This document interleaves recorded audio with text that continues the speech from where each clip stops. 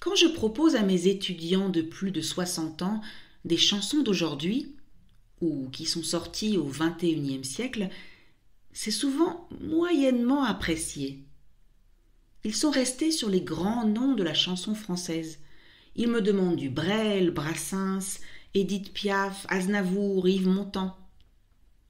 Les victoires de la musique sont donc une excellente occasion de leur faire découvrir les nouveautés de la chanson française.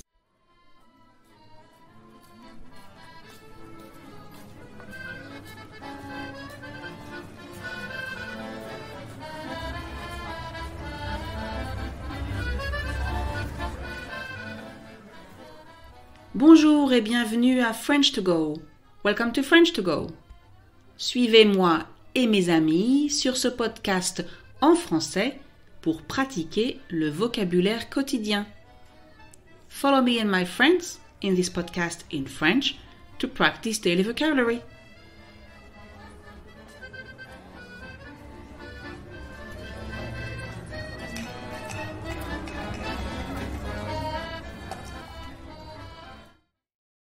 En fait, si c'était possible, je ferais cet épisode avec uniquement des extraits de chansons.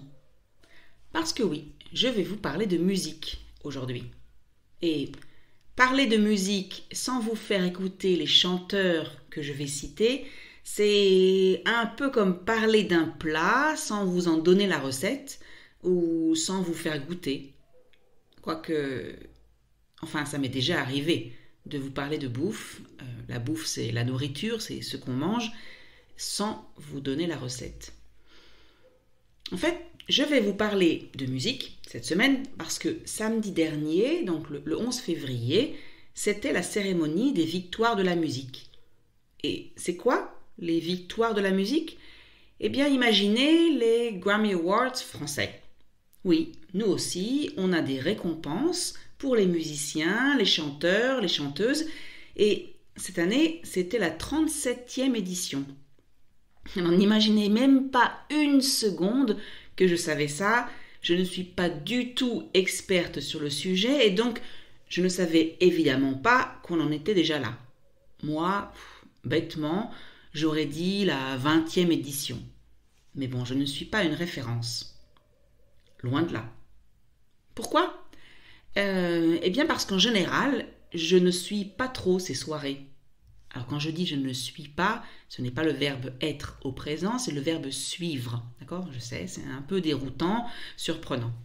Donc c'est vrai que je ne regarde pas vraiment ce genre de programme à la télé, mais voilà, cette année, c'est un peu différent parce que mes deux ados, mes enfants qui sont adolescents, voulaient regarder la cérémonie et certains de mes jeunes étudiants m'ont demandé d'étudier des chansons des nominés. Les nominés, c'est comme ça qu'on appelle les artistes qui ont été sélectionnés pour une récompense. Ici, les victoires de la musique. Donc, suite à la demande de mes étudiants, on a parlé de musique, d'accord, en cours et des goûts en général. Et c'était très intéressant de comprendre le mécanisme. Je veux dire par là comment chacun d'entre eux, je devrais dire chacun d'entre nous, parce qu'au final, je ne suis pas différente d'eux.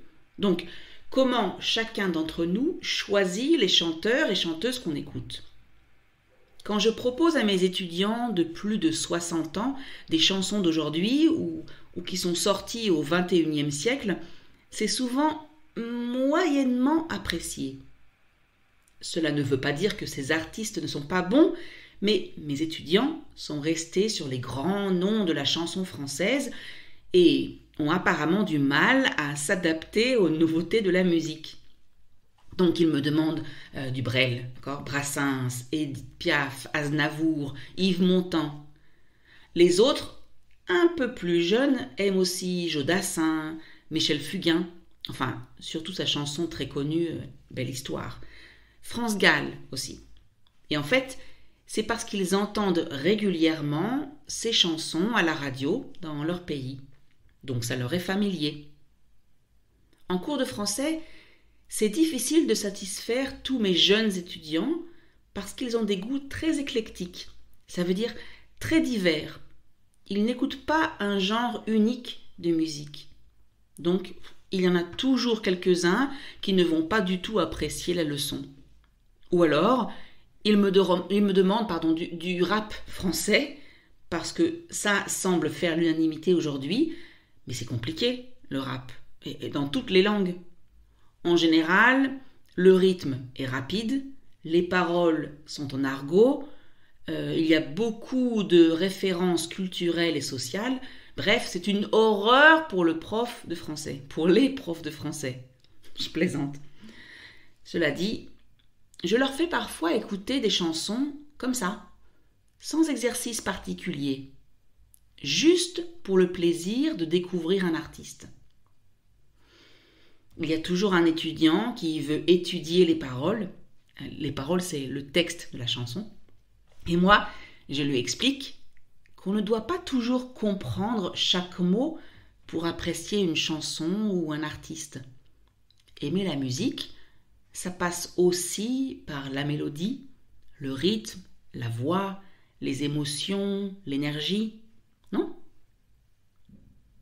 En fait, si j'y réfléchis bien, ce n'est pas une mauvaise chose si mes enfants m'ont obligé, entre guillemets, à regarder la cérémonie des victoires de la musique.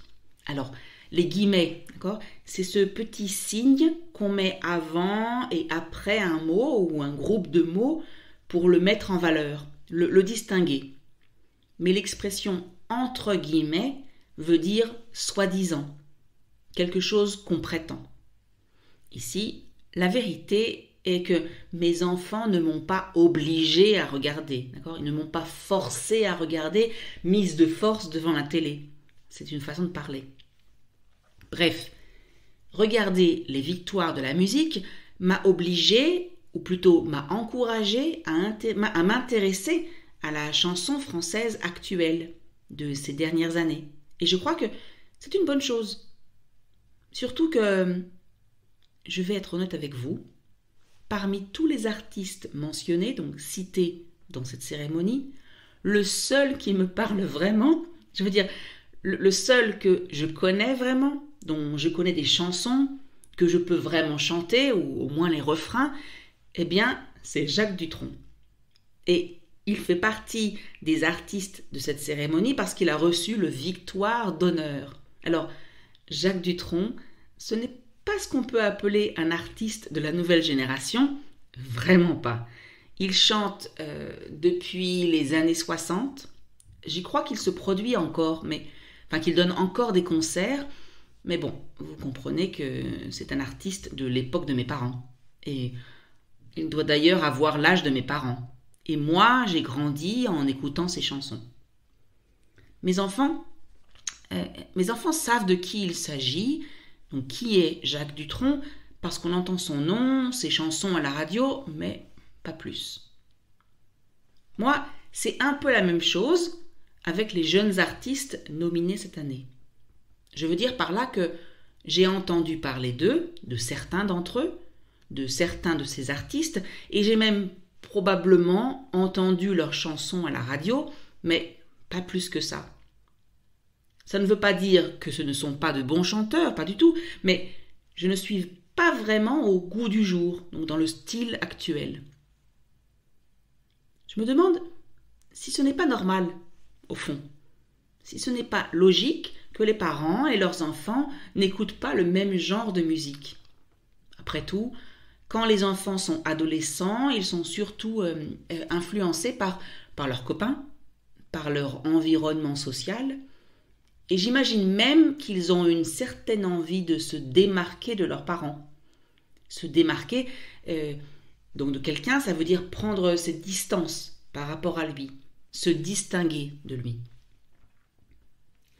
Cela dit, quand j'étais jeune, j'ai beaucoup entendu la musique qu'écoutaient mes parents, que j'aime ou non, elle était là, d'accord, en musique de fond. Je ne pourrais pas dire la même chose de mes enfants. Et je crois que c'est dû à la façon dont on consomme la musique aujourd'hui. Je veux dire qu'aujourd'hui, on écoute de la musique principalement sur YouTube, sur son portable, avec des écouteurs. Je ne sais pas si c'est vrai pour vous aussi, mais c'est le cas pour mes enfants. Et aussi pour moi. Finalement, c'est assez rare d'avoir de la musique à plein volume à la maison. Ou alors, c'est que je suis toute seule ou avec mon mari. Mais quand on est en famille, c'est vraiment très rare. Et ça ne dure pas longtemps. Le plus gros problème, c'est dans la voiture. Et surtout quand on fait de longs trajets, c'est-à-dire quand la route est longue.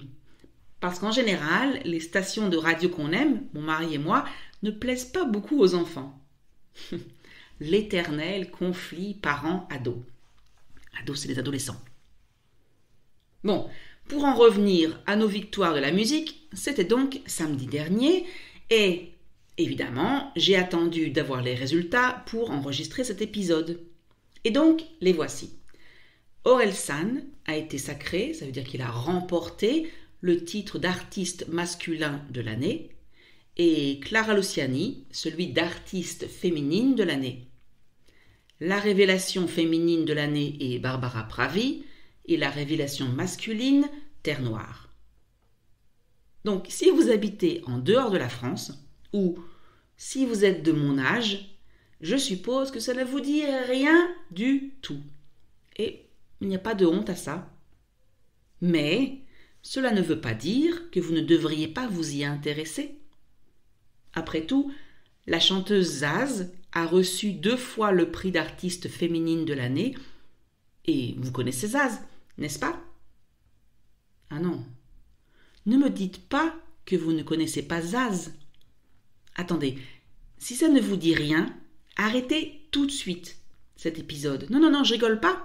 Arrêtez, mettez cet épisode sur pause. Si, je vous en donne l'autorisation exceptionnellement. Allez sur YouTube, cherchez Zaz, je veux, et on se retrouve à la fin de la chanson dans 3 minutes. Bon, Zaz, vous en pensez quoi? Si vous n'aimez pas vraiment, ce n'est pas grave. Vous avez juste perdu 3 minutes de votre temps et mon estime. Je rigole. Et si vous aimez bien le style, je vous invite à écouter d'autres titres, mais attention, vous allez peut-être tomber amoureux d'elle, comme l'un de mes étudiants. Il est devenu super fan. Elle a un peu le même style que Edith Piaf dans ses premières chansons, non? Et d'ailleurs, elle a sorti une excellente version de La vie en rose d'Edith Piaf. Ah, au fait, comme j'ai regardé la cérémonie à la télé avec mes enfants, j'ai découvert une nouvelle catégorie. Enfin, elle existe peut-être déjà depuis quelques années, mais c'est nouveau pour moi. L'album le plus streamé. Oui, vous avez bien entendu, streamé en anglais. Avant, on parlait de l'album avec le plus de ventes, non? Incroyable comme le temps change. On est à une autre époque. Plus d'albums vendus, plus de CD. Ne parlons pas des cassettes, d'accord? J'ai l'impression d'être super vieille dès que j'y fais référence. Aujourd'hui, tout se passe sur Internet. C'est d'ailleurs comme ça qu'a commencé Orelsan, l'artiste de l'année. Sur Internet. Oui. Il a mis ses premiers morceaux, donc ses premiers titres, sur Internet. Alors Orelsan, c'est un jeune rappeur qui pratique souvent la provocation, qui parle dans ses textes des grands thèmes de la nouvelle génération, Internet, les relations amoureuses, etc. Si vous aimez le rap, je vous le conseille. Et l'artiste féminine de l'année, Clara Luciani, eh bien Mélanie, ma fille, m'a dit qu'elle avait déjà remporté ce même titre il y a 2 ans. Et elle s'inspire plutôt de la musique des années 60, Françoise Hardy, Serge Gainsbourg, si ça vous dit quelque chose. De toute façon, je vous mets les liens dans le descriptif de l'épisode, comme ça, vous pourrez vous faire une idée par vous-même. Donc en fait, c'est quoi l'intérêt de ce genre de cérémonie? Pour moi, c'est le fait qu'on découvre des artistes qu'on ne connaît pas, notamment les nominés pour la catégorie Révélation de l'année. Parce qu'on entend certainement moins leurs chansons à la radio, qu'on les voit moins à la télé, et donc c'est l'occasion d'aller écouter quelques morceaux sur YouTube et plus si on aime. Ça permet aussi bien sûr de les encourager et de les aider au début de leur carrière. Et pour vous, chers auditeurs étrangers, c'est l'occasion d'entendre des chansons en français et donc de vous faire plaisir tout en pratiquant la langue. Mais les victoires de la musique, ça ne va certainement pas changer vos chanteurs et chanteuses préférés. Ce n'est pas parce qu'un artiste reçoit un prix que tout le monde doit l'aimer. Ce qui est beau dans la musique, comme dans l'art en général, c'est qu'il y a tellement de styles différents que tout le monde peut trouver ce qui lui plaît. Et si une grande majorité de gens écoutent et aiment les chansons d'Orelsan et de Clara Luciani, cela ne veut pas dire que tout le monde doit les aimer. Finalement, c'est comme les films. D'ailleurs, il va bientôt y avoir la cérémonie des Césars, le 25 février exactement. Ah oui, ça aussi, vous ne connaissez sans doute pas. Eh bien, les Césars, ce sont les Oscars français. On récompense donc le meilleur film français de l'année, le meilleur acteur, la meilleure actrice, le meilleur scénario, etc., etc. Et comme vous connaissez certainement les Oscars, et savez autant que moi que le meilleur film n'est pas toujours votre préféré, c'est pareil en France. Je ne veux pas dire que les acteurs nommés n'ont pas été bons, bien entendu, mais ils ne sont tout simplement pas, toujours en tout cas, nos favoris. Et c'est d'ailleurs très bien comme ça. Après tout, il faut de tout pour faire un monde.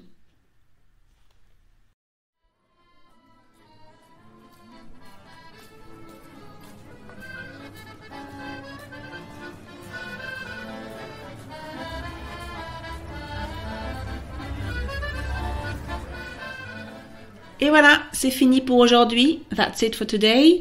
Merci de m'avoir écouté. Thank you for listening. Je vous rappelle que la transcription et la traduction sont disponibles sur le site www.frenchcard.com. I remind you that you can find the transcription as well as the translation on the website frenchcard.com. Si vous avez aimé cet épisode, merci de cliquer sur like, de laisser un commentaire et de partager avec vos amis. If you like this episode, please click on like, leave a comment and share with your friends. Bye!